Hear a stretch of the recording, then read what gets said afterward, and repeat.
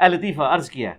سیدنا غوث اعظم فرماتے ہیں مادر زاد ولی اللہ ہونے کے باوجود فرماتے ہیں میں نے 40 سال عشاء کے وضو سے فجر پڑھی ہے.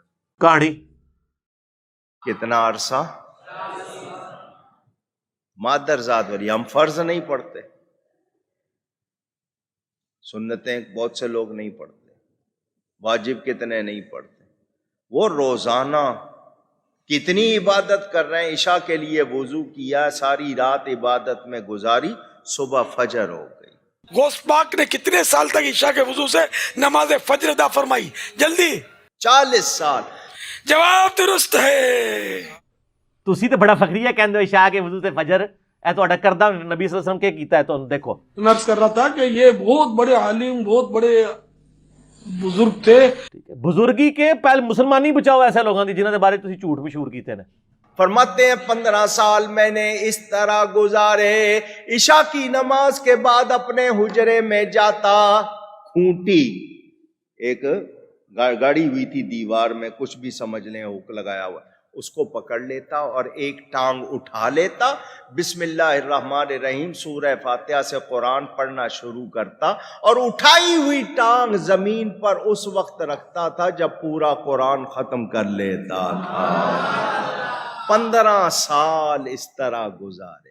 کہانی 25 سال جنگلوں میں، 40 سال عشاء کے وضو سے فجر، اور 15 سال یہ اس درمیان کی باتیں. یہ فنیٹک قسم کی اپروچ نہیں ہونی چاہیے. صوفیاء میں یہی تھی نا، گندے کپڑے، ننگے پھرنا، فاقے کرنا، اور وہ کہتے ہیں بس اس طرح ہی رہو تو اللہ کو حاصل کرو گے، بیوی بچے رکھنے کی ضرورت نہیں ہے. بخاری مسلم کے الفاظ ہیں، امام بخاری نے اس پہ باب باندھا ہے کہ عبادت کے اندر غلو کرنا مکروہ ہے.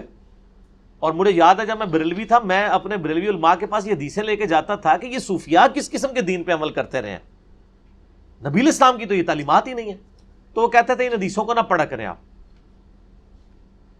تو ان کو پتا تھا کہ یہ کہیں علمی کتابی نہ ہو جائے، یہ ٹنی سے سنی نہ بن جائے. اور اللہ کے فضل سے بن گئے، الحمدللہ سنی بن گئے، صحیح والے سنی، کتاب و سنت والے، سن سنا کے سنی نہیں. تو بخاری مسلم میں الفاظ ہیں.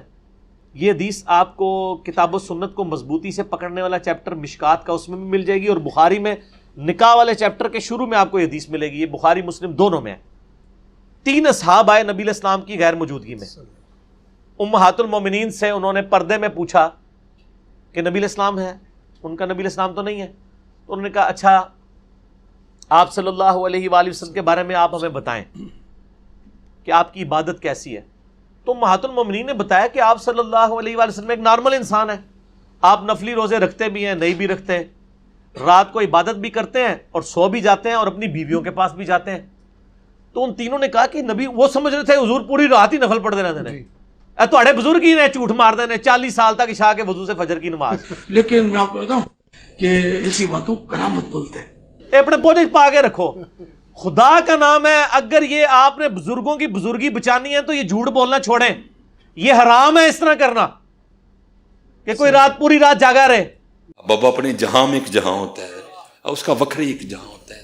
بخاری مسلم دونوں میں حدیث ہے. عبداللہ بن عمر بن عاص کے باپ عمر بن عاص نے شکایت کی کہ عبداللہ بن عمر بن عاص کی بیوی نے مجھے شکایت کی ہے کہ یا رسول اللہ صلی اللہ علیہ وسلم میرا بیٹا اپنی بیوی کے پاس نہیں جاتا، پوری رات نمازیں پڑھتا ہے.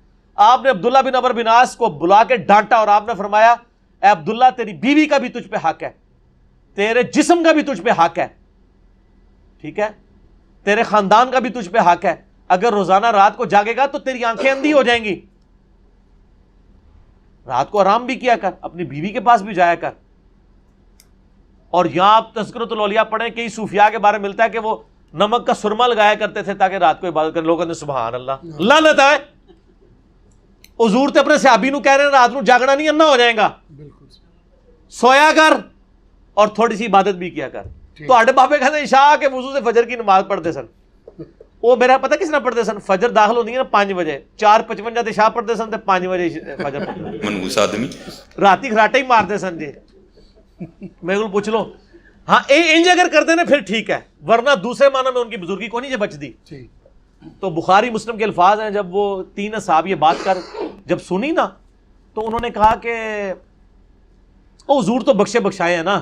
ایک نے کہا میں پوری رات عبادت کروں گا, دوسرے نے کہا کہ میں روزانہ روزہ رکھوں گا, تیسرے نے کہا کہ میں تو کنوارا ہوں, میں شادی نہیں کروں گا, اللہ اللہ ہی کروں گا. یہ بات کر کے چلے گئے. نبی صلی اللہ علیہ وآلہ وسلم واپس آئے تو آپ کی ازواج نے بتایا کہ اس طرح 3 بندے آپ کا پوچھنے آئے تھے, جاتے جاتے یہ کر کے گئے. آپ صلی اللہ علیہ وآلہ وسلم اتنے جلال میں آئے, آپ نے کہا کہ بلاؤ انہوں, پھاڑ کے لے آؤ. آپ نے ان کو ڈانٹتے ہوئے فرمایا اللہ کی قسم میں تم سے زیادہ اللہ کا خوف رکھتا ہوں. اس جملے کا مطلب پتہ کیا تھا؟ کہ تسی بہتے نیک بن ہو, یہ مطلب تھا. لیکن نبی علیہ السلام کے ایک اخلاق تھے نا, آپ بات اس انداز میں کرتے تھے, اللہ کی قسم میں تم سے زیادہ اللہ کا تقوی رکھتا ہوں,